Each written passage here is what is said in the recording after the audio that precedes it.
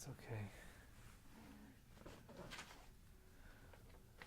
So you were telling me you grew up in this small town with a lot of religious kids who were somewhat racist. Well, yeah, I'm pretty sure that the vast majority of the children that I went to school with were Christian. Um, Probably like 95%. There were very few Jewish kids and very few Asian kids. Um, so, yeah, and there were very few professors' kids who were atheists or something like that. Um, uh, so yeah, and so the, so amongst those kids, amongst all the kids, there were quite a few racist, young racists, who blamed me for the bombing of Pearl Harbor, as well as the Vietnam War and the Korean War and communism.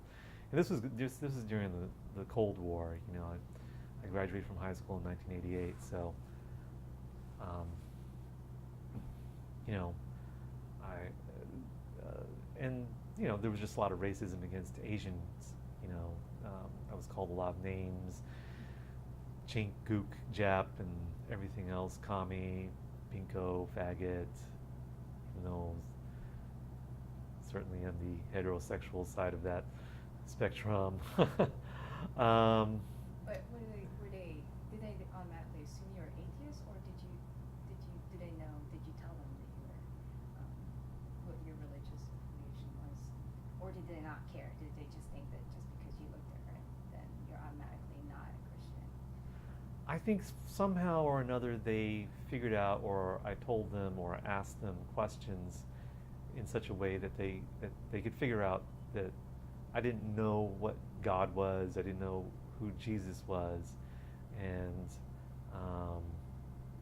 or they might have assumed, or they might have heard something from the adults that that somehow Chinese people were not religious or something like that. That we were atheists or communists or whatever. Um, by the way, we weren't communists either. We ran from the communists, like most of the Chinese of that time in our community. Um, so, so yeah, so somehow they figured it out, or I might have. I probably asked about it sometimes because I'd heard so much about God and Jesus, and we even had a little statuette of Jesus in our home because my mother um, is a Presbyterian, but she didn't really go to church at that time. So I must have asked as well, and so you know, I was told on a number of occasions, for whatever reason, that I was going to go to hell. If I didn't believe in God and didn't believe in Jesus.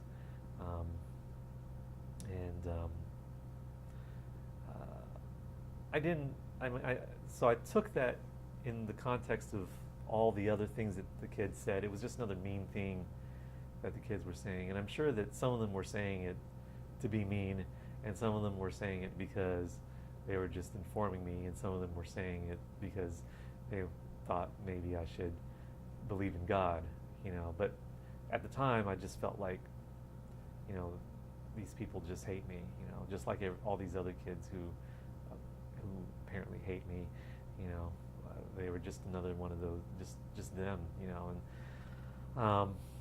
So have any of your views, has it changed at all? Like from the very beginning, when people tell you that if you don't believe in Jesus, you're going to hell. I know you've probably done a lot of research on the Bible throughout your works, working on hunger and everything. Has your research informed anything about the scripture that changed your view that if you don't believe in Christ, you're necessarily going to hell? well,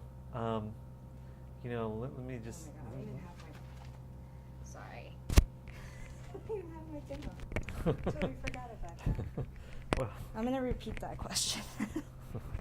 Even though I do, that's probably why when I do ask a question, just try as much as possible to answer it in complete sentence. yes. That would be very useful.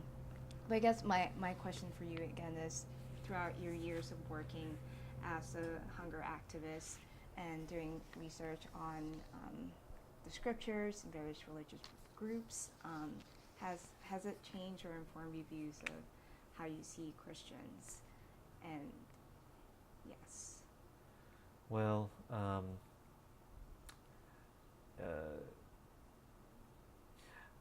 I can say that, when a, a teacher told me in front of the whole class that I was going to go to hell, and I think this might have happened twice actually in middle school. Um, I think that was the point at which I was most alienated um, towards Christians and Christianity, even though it did make me wonder, like, oh, maybe I am going to go to hell. But at the same time, it also made me think, this doesn't make any sense. Why am I going to hell just because I'm not a believer, in this person who I've never met, who I don't know anything about, and this God who, people tell me that he made everything, and I just didn't feel it. I didn't have any sense of that. Like, I didn't have any, like, sense that there was a conscious being that could have created everything. Because my question to the other kids, was, and this probably got me into more trouble. I'm sure that got me into more trouble when I asked the other kids, well, if God created everything, then who made God? And that was my question to them. And they would say, well, God made God. And then I'd be like, well, that doesn't make any sense. How does that happen?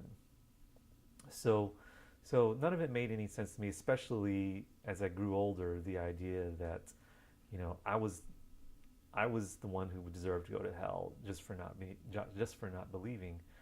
So, and my views didn't really change on that much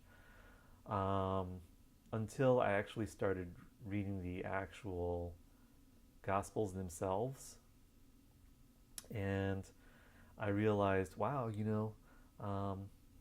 that's not exactly. It doesn't seem like that's what Jesus is saying, Jesus is saying, yeah, I'm very likely still going to go to hell for not not accepting him as the Son of God, but he doesn't. It didn't say that. I'm into what Jesus actually says, not what all the other prophets and what Paul and James say, even. But I'm really interested in what Jesus says. And from what he said, it didn't seem clear to me that I'm automatically going to hell just because I'm a non-believer.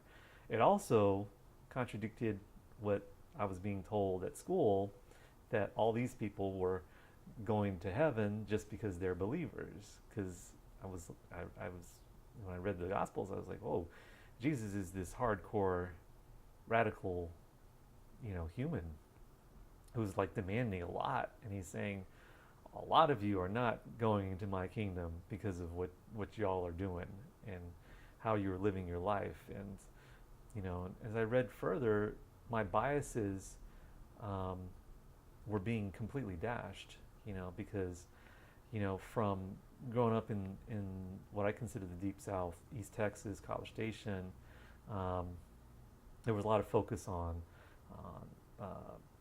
sexual acts and homosexuality, and these things were like the things that were going to send you to hell and stuff. But actually reading what Jesus says and what Jesus focuses on, he's much more interested in he's not interested in so much in these things, these negative things that you might do, but he seems more interested than I expected in people doing positive things for other people, like helping other people, helping those in need. So as I read Matthew and then and Mark and Luke and John, like the three of the most emphatic things stood out to me. The most emphatic lectures or sermons that Jesus gave stood out to me, and one was the sheep and the goats, um, and another was Lazarus and the poor man, or and the rich man rather, and the third was the rich man in the eye of the needle of and the camel.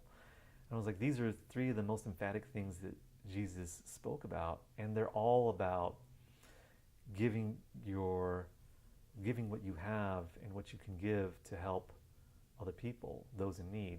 Just help those in need, clothe the naked and feed the hungry and house the homeless and heal the sick, you know. And that totally changed my understanding of what Christianity was about. And then I thought, well, how can everybody be so like off? Like Jesus is almost saying like only if like a small portion of y'all are going to make it because you're not doing the necessary things, and everybody else is saying, well, I'm safe. I'm not going to hell. I accept Jesus. I accept him as my savior. That's all I need to do. I mean, that's kind of the way I see society acting, behaving, and how it's structured even. So I was like, oh, that's really, really crazy. Now I understand why there's hunger, because even though there's a lot of talk about what it means to be a Christian, people feel really safe without having to do anything.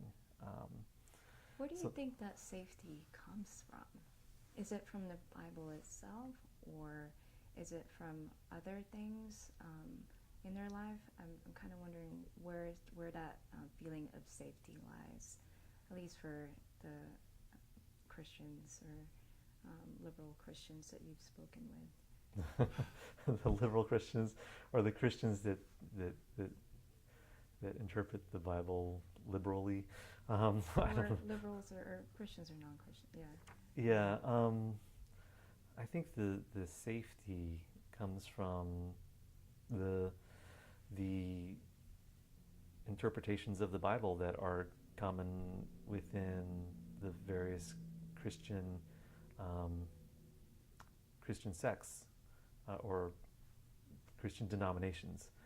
And there are a lot of denominations that believe that it's all you need is to ask for forgiveness and to accept Jesus as your Savior and God is your God, and Hitler is going to go to heaven. I've spoken to people who've told me that. I had a close friend who told me that, and that didn't make any sense to me at all. And so hundreds of years of believing that, I think that a lot of that came out of the Protestant, Reformation, so that's what 400 or 500 years of those beliefs, and it's become just accepted, I think, in such a way that people don't necessarily. I'm kind of lucky in the sense that I picked up the Bible without any, with preconceptions, but with the idea that, I'm not married to any of these preconceptions. I can, I have my own ideas of what this book might say, but I'm not dedicated to those ideas. So when I picked it up, I was like, well, we got all these, you got all these prophets, and you have James and you have Paul and so forth, but Jesus is supposed to be the Son of God, and he's the one who's been recorded to do these miracles and stuff. So I'm gonna put more value on what he says.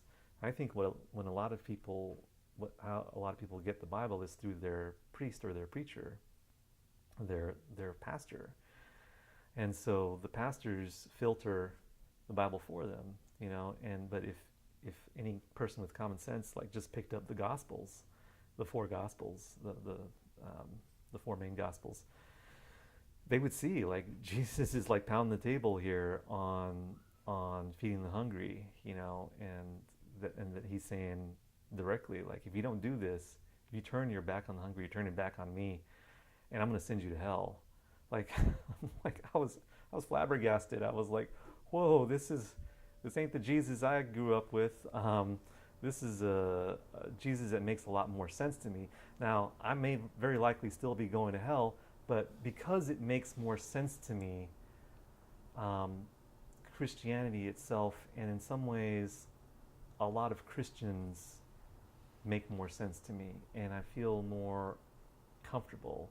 And so when I read that, and I've realized that a lot of Christians don't buy into Jesus' demands and warnings about, what you have to do, I was like, well, where are the Christians that like sort of line up with what Jesus says in the sheep and the goats and so many other places?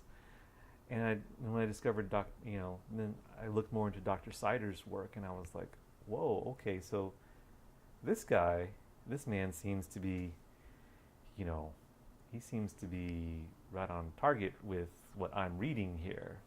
Like, to me, I feel like I'm not interpreting Jesus' words. I'm just sort of reading them at face value, and it seems like he is too.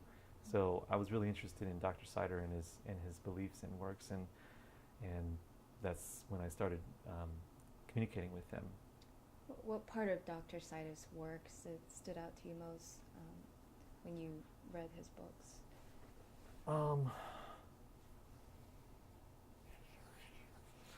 Well,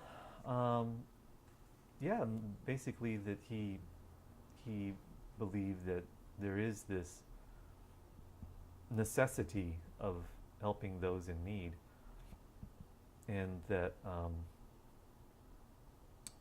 that he seemed to be in line with what Jesus is emphasizing, and so yeah, and I mean, I admit when I first picked up his book Rich Christians, I just went to look directly for how he interpreted the sheep and the goats, because I kept looking online like for other people's interpretations of that, and like there were so many excuses, like, well, Jesus doesn't really mean this, oh, it's a parable, and a parable is kind of like a fable. Whereas I read it, it was like Jesus is saying, when I come back to earth, it's going to be like this. I mean, he's telling us like this is what it's going to be like, and other people online were like, well, it's really not going to happen like that, or when Jesus talks about the eye of the needle, he doesn't really mean like literally the eye of a needle and a camel. I'm like, it seems like he's pretty serious about that. He seems like he's pretty much saying, if you got more than what you need, you should give some, or even maybe if you're really going to really be a disciple of his, give all of it away and follow him. So I looked for that, and I saw that he was like really taking that long passage, this long sort of sermon or prophecy that Jesus makes really seriously, and I was like, wow, okay, so someone who takes this seriously, that's sadly, amazing. Can you talk more about that prophecy? Like, what is that prophecy at the end of Matthew, the sheep and the goats? Well, I mean, to me, it means that at some point, Jesus, he calls himself the Son of Man, and he comes back and he's establishing the kingdom of God, and he's going to divide up the people into sheep and goats, and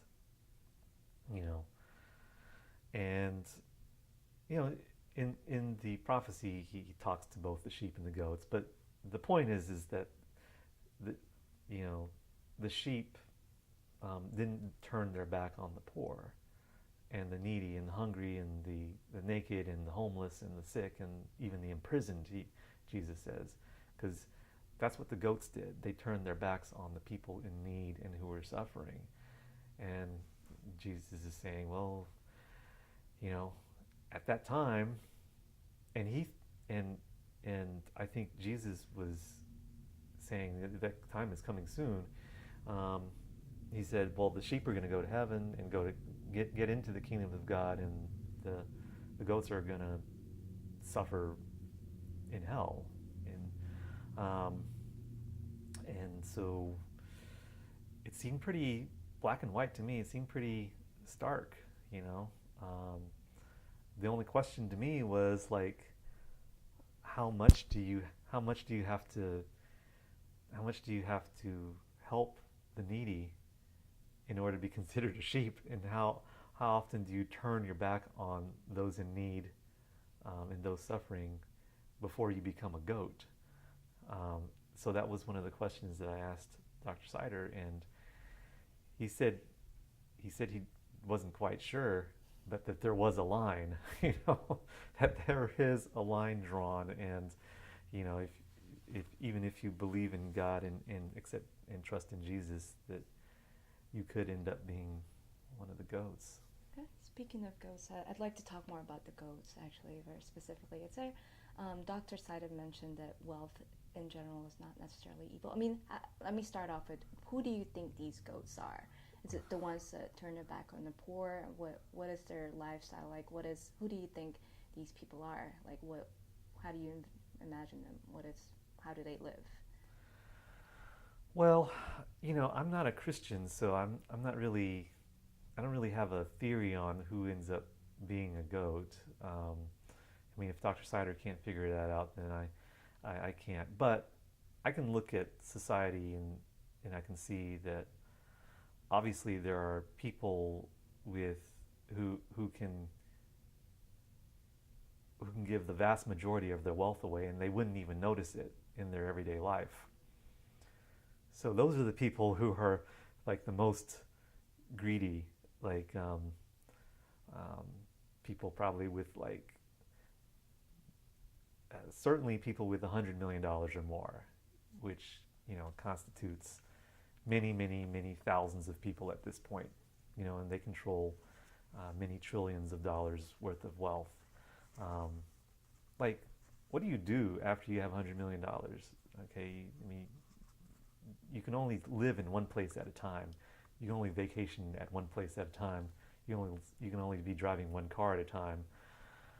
So your experience at some point is just about owning stuff. Like, that's the benefit of wealth, is just owning more stuff, because you can't experience all that you own at the same time. So the benefit of wealth would then just be owning more stuff. So yeah, those would be the biggest goats in my mind. The most just absolutely sickening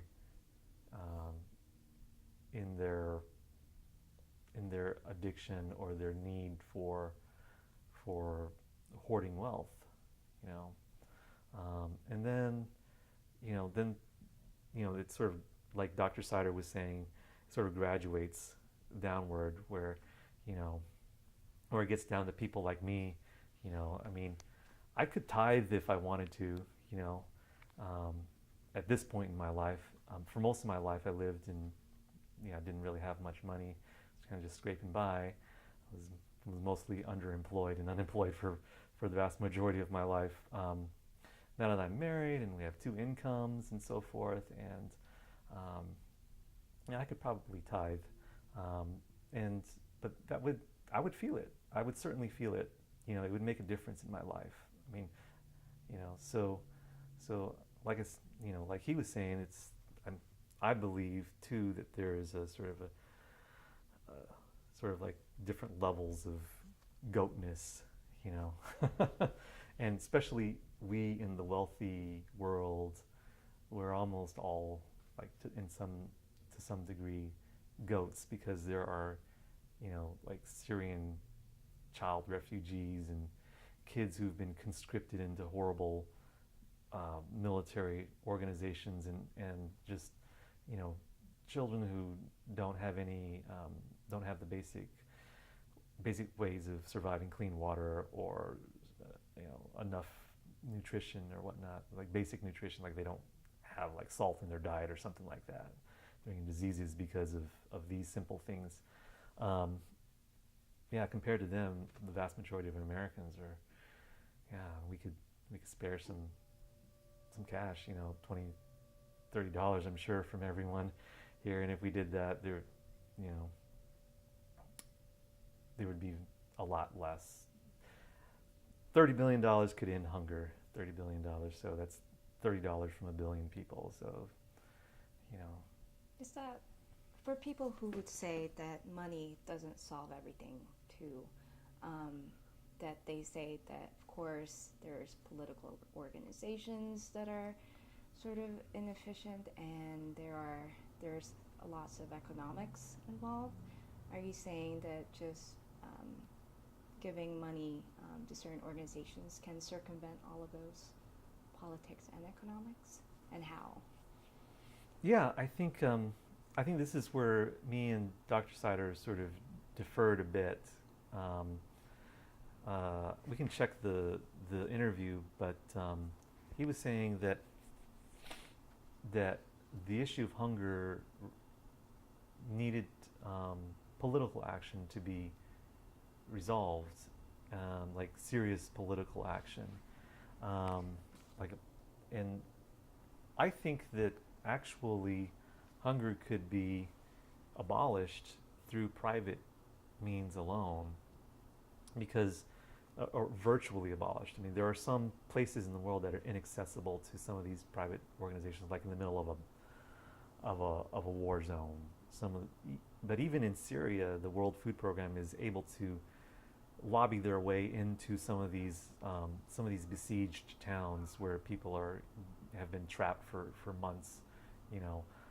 So I think that, yeah, that providing these private relief organizations and development organizations with enough money so they can get access to the trucks and the other transportation to get the food to the people. Because the food part is easy. There's plenty of food. It's really cheap. Buying the food for the people in need, the 800 million people in the world who may go hungry at some point this year. That's the cheap part. It's the transport and getting access and getting access to the people. That's the hard part. So.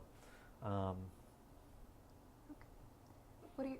All right. I mean, I understand. That's Yeah. That's a good point. I mean, Dr. Saida does goes a step further, and he says it's not just private individuals that need to be giving, but he stresses that public organizations too, governments, actually make as much as an impact as private. What do you say to that, having both private and public? Well, definitely the vast majority of food aid is through governments around the world.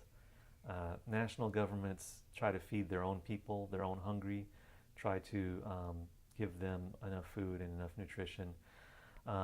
Obviously, there are a lot of national governments that fail at that, or they don't have enough political will to feed all of the people. And it's absolutely true that, you know, changes in government can make a huge difference in that. You know, when people like Franklin Roosevelt and LBJ, Lyndon Johnson were elected, they made huge differences in the hunger situation in the United States. And currently there's essentially no third world type hunger in the United States. You know, when Lula da Silva got elected in Brazil, he made a huge dent in the hunger situation there. So his was more of a socialist-leaning program, or it was called socialist. When the Chinese government liberalized the economy in China and allowed for free markets, people began producing tremendously more amounts of everything, and they became wealthier and were able to feed themselves more easily, and so people did not have to rely on the government for food rations anymore. So there are a lot of ways that the governments can change their policies and change the economies within their countries to abolish hunger. And yes, so it's absolutely true that the political situation is absolutely important, but all of that can be circumvented through private means if necessary, and it is necessary at this point because the governments are not doing enough in this world. And do you think the World Food Program is the one that circumvents the politics and in these countries, specifically Syria and then other sub-Saharan groups? Is that a way for circumventing all that political inefficiency?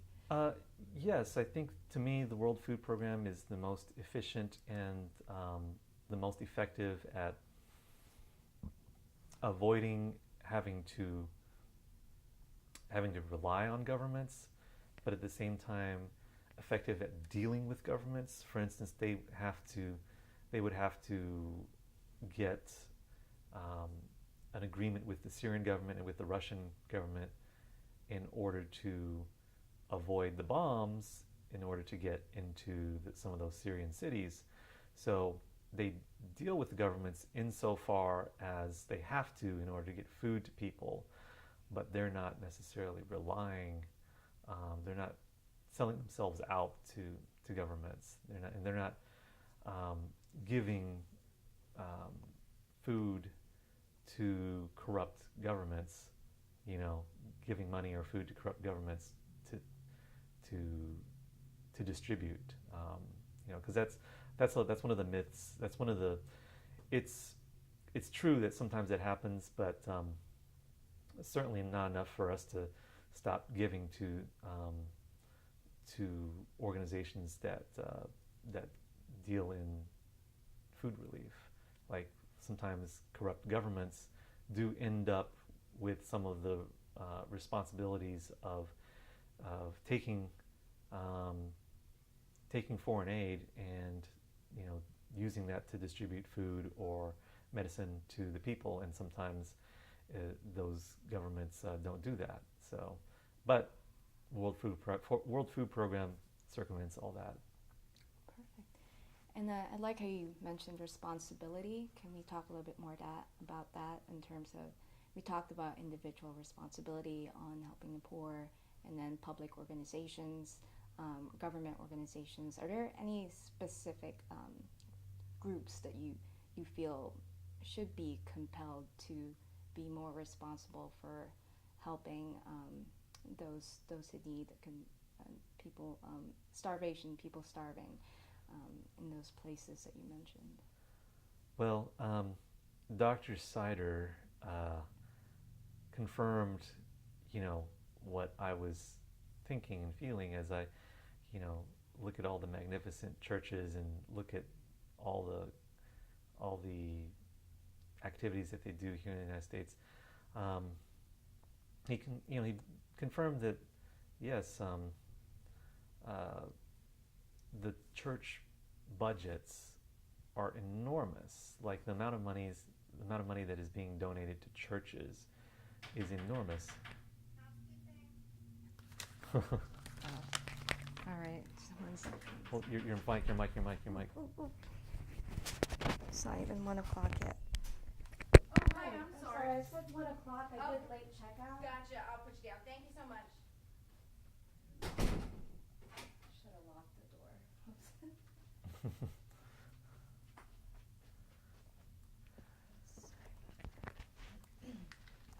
I was keeping track of the time. I thought we had 1 more hour. We do have 1 more hour, but I don't want to go that long. I'll say another half hour, 20 minutes maybe. Okay.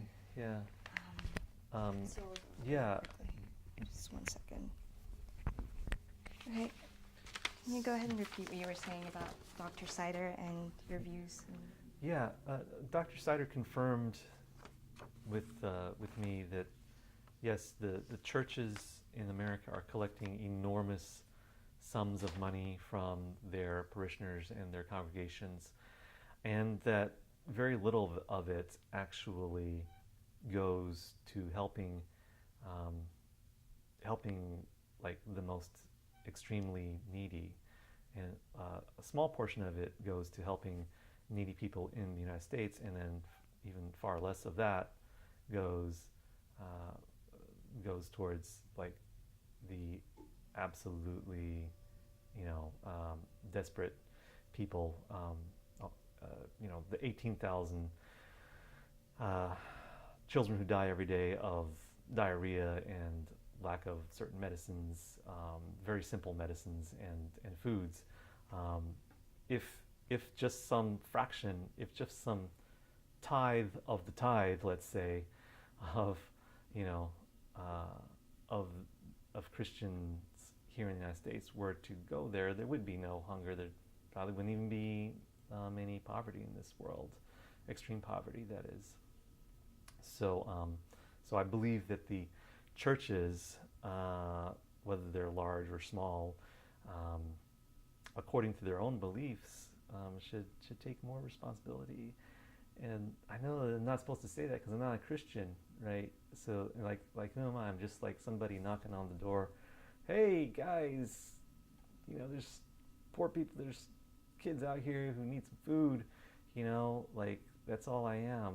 And so, but at least I'm understanding what's going on better, and hopefully I can shed some light on what's going on, why there is still hunger. And and as far as churches are concerned, the Catholic Church, of course, is,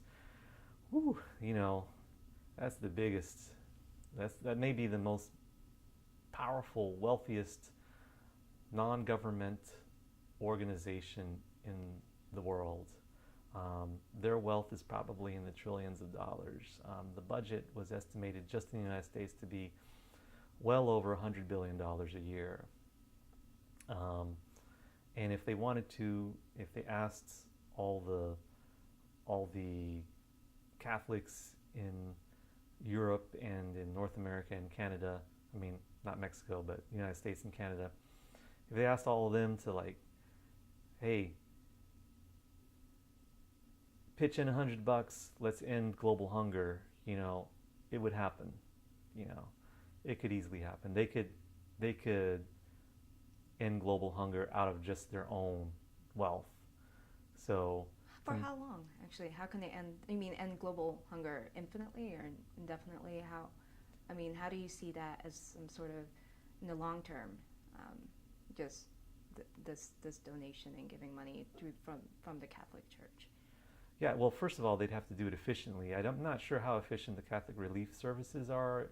I bet they are efficient in some geographies and not efficient in others, and they may be bogged down by other motivations, like trying to preach to the people that they're helping and whatnot. I'm not sure, but if they were to do it in the most efficient manner, yes, I believe they could abolish hunger infinitely. They're that powerful and that wealthy, and once people eat regularly for a year or two, that also helps them maintain their homes and not have to move to look for food and not get sick and lose work time. Like they're working in the fields, most of them. They're trying to grow their own crops. They're having to ride their own bikes. A lot of them don't have bikes, and if they could eat, if they could ensure that they have food, and maybe that could help them save up money to buy a bicycle, and that could help them transport the food to the markets and get cash, and the cash can help them, maybe set up better irrigation. Anyways, the idea is that when people have more economic security, food security, it helps them with economic security, and it helps them, with education, because perhaps the kids don't have to work all the time, and it helps them with having fewer children. This has been obvious throughout the world. Like, there's been no nation where this has not been true, where as people became more food secure and school secure and medicine secure, they had fewer children. I mean, at this point, if it weren't for immigration, the United States would have leveled off their population. And there are countries like Japan and Italy whose populations are dwindling. And those countries used to be very poor, and they used to have 10 children, in those countries. Now they have less than 2, and their population could eventually go down to 0 at this rate.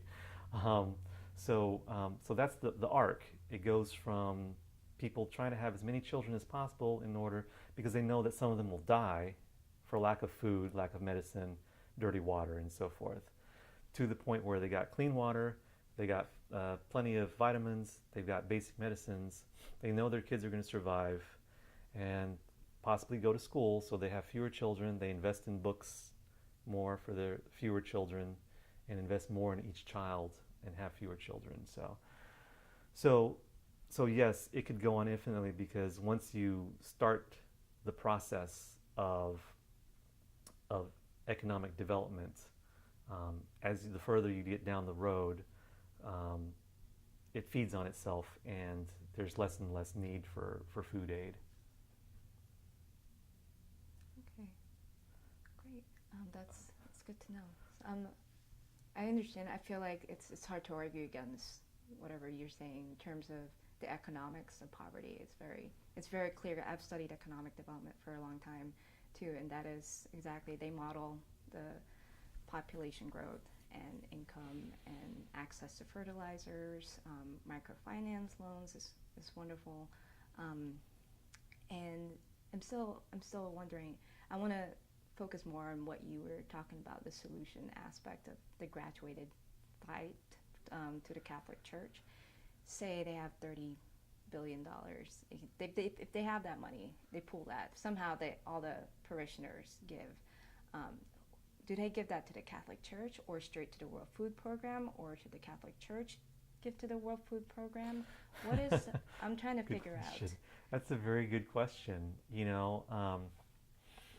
At this point, I mean, the way the Catholic Church's budget works right now, I would definitely not give the money to the Catholic Church, because only a tiny proportion of the money that they collect through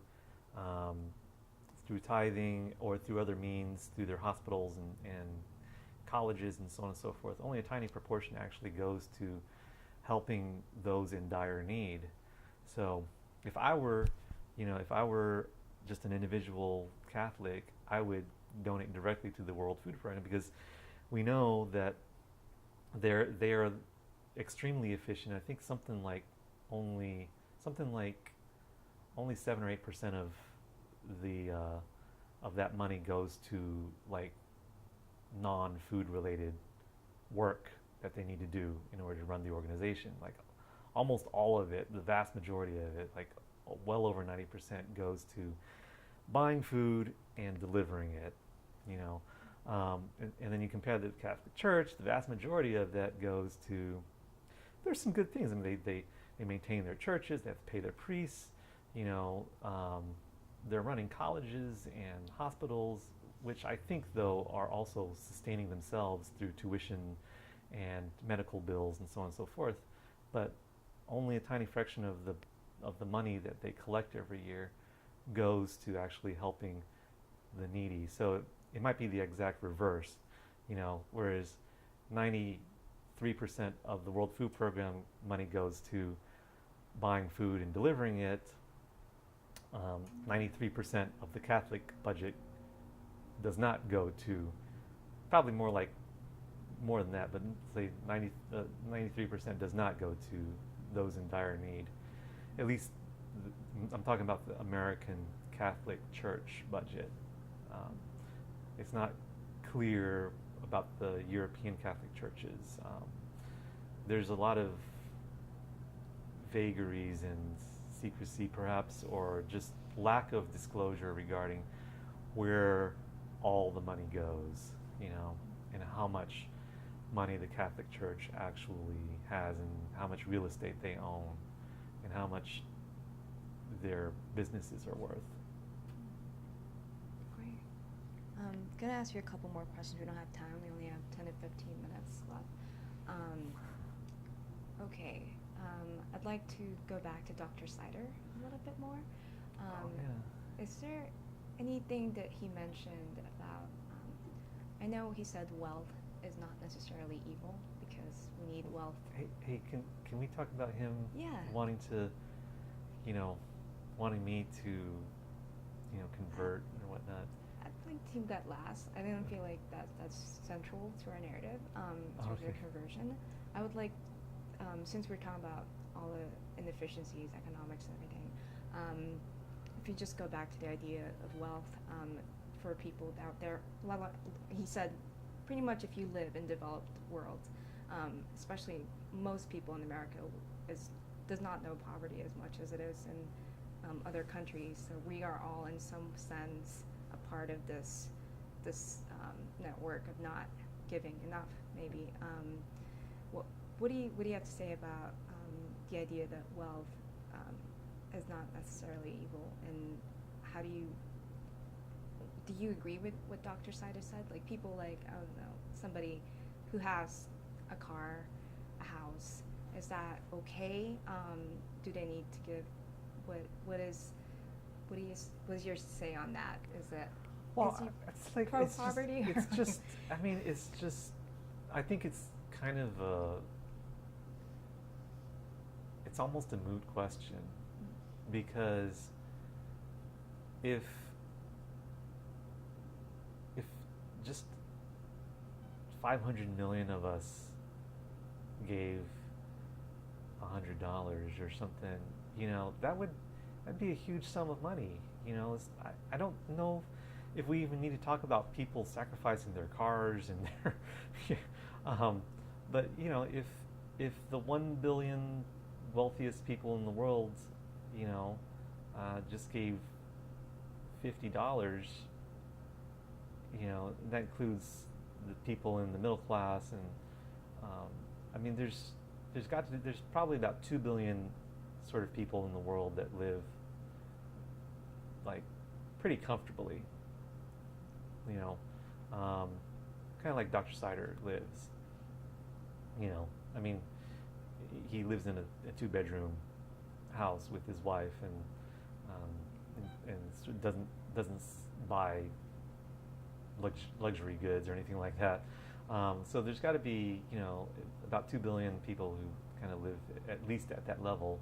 And if every one of them, gave like $75, no, 2 billion into 100, yeah, $75. 2 billion people gave $75 each. Global extreme poverty would be completely abolished. That's from the United Nations estimates. So that's not a huge sacrifice. It's just that we need to all pitch in a little bit.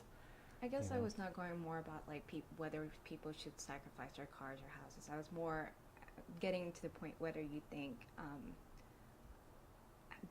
having ownership of a lot of things stops people from get them more attached to those things and not give. I'm asking whether you think being very comfortable in general stops people from giving, because they don't want to lose that comfort. I mean, and you're saying they don't have to lose their comfort. Is that what you're saying? I'm saying, yeah, they don't have to lose any comfort, and they probably feel more comfortable once they've given, because they don't have that hanging over them anymore. Mm-hmm. I think most people, when they hear about, like kids who are dying of real simple issues, they feel bad.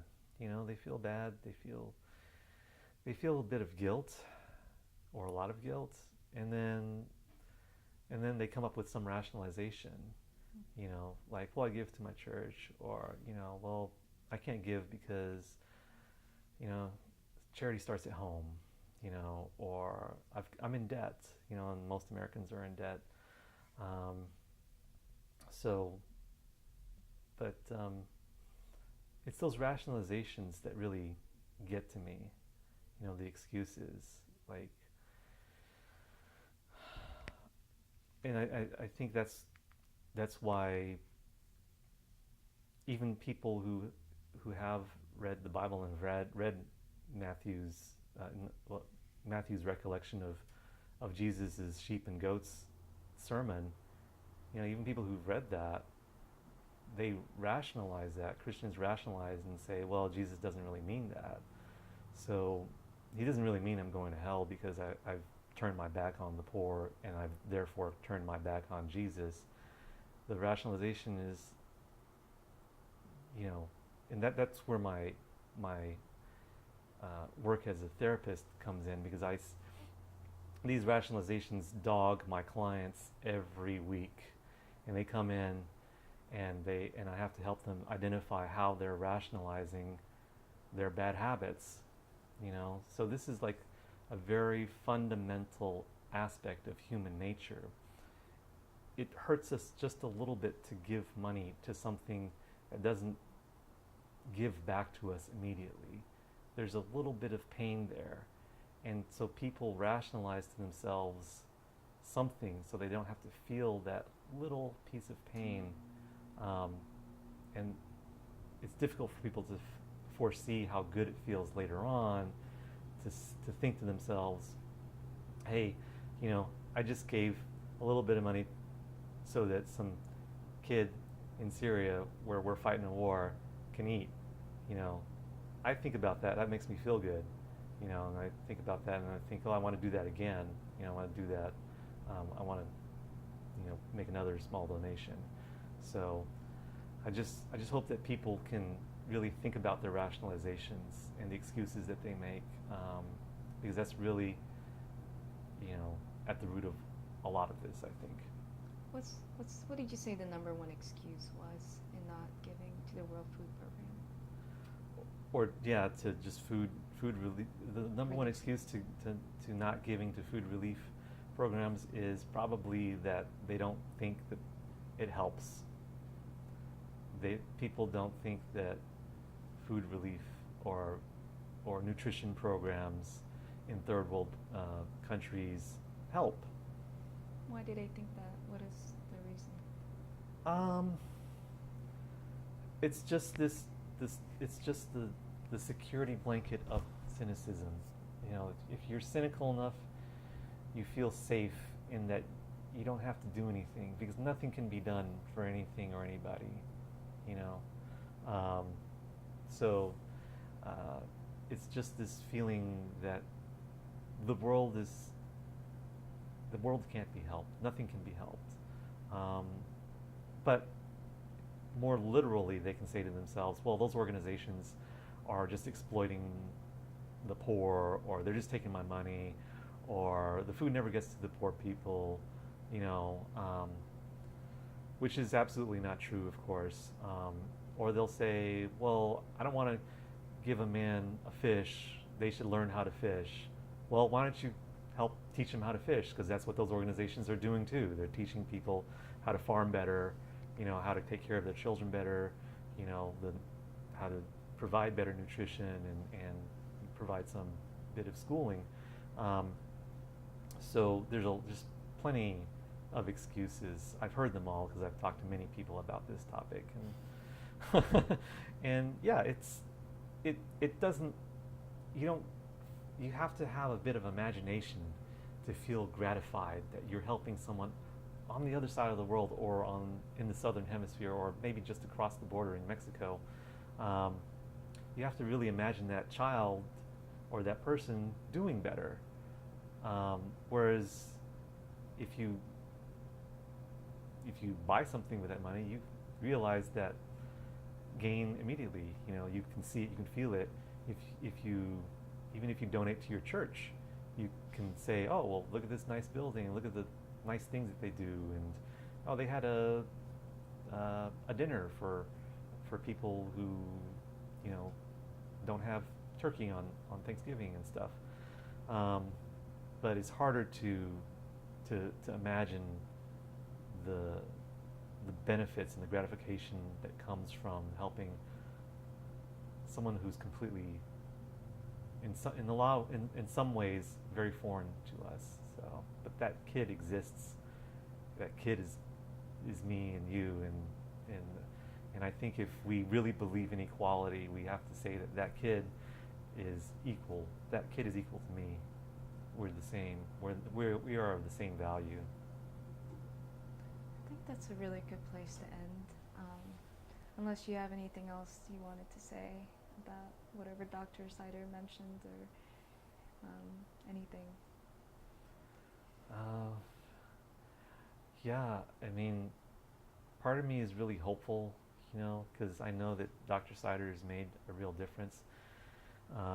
And he talked about how the evangelical community has changed over the years, to be more focused on people who are really struggling in the third world.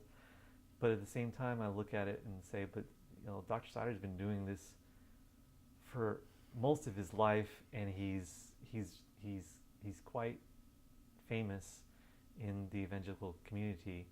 What can a person like me do? Can this documentary accomplish anything? I'm not a Christian. Even my liberal friends don't really listen to me when I talk about hunger and stuff. And will this documentary make any difference whatsoever? So I'm both inspired. Like, I want to work even harder after I spoke with Dr. Sider. I want to live even better and give more. But at the same time, I also feel a little bit of pessimism as a result of talking to Dr. Sider. So that's how I feel. You mentioned the pessimism. Where does that come from whatever Dr. Sider said? What part of he said gave you that impression of pessimism? Because he's absolutely right that in the Bible, not only is Jesus, but all these prophets are demanding, like, give to the poor and the needy, do what you can for those in need. It's like it's screaming it, and yet people don't listen to that, and people aren't not as many people as it would seem are listening to Dr. Sider either. And there's like only really one Dr. Sider. There aren't that many Dr. Siders, let's say. There's more than one of him, but there aren't that many of them, And I just look at the world and I'm like, yeah, if there were, the world would be very different. And so if the Bible and God and Jesus and popular theologians are screaming, we need to help the poor and the needy and the hungry and those struggling with simple diseases and so forth. If they're not, if they're not solving the problem, then well, then who am I? But then again, I'm the guy. I'm just lending one more hand, and if there's enough hands, then it'll get done. Thank you. That was great. Shutting it off.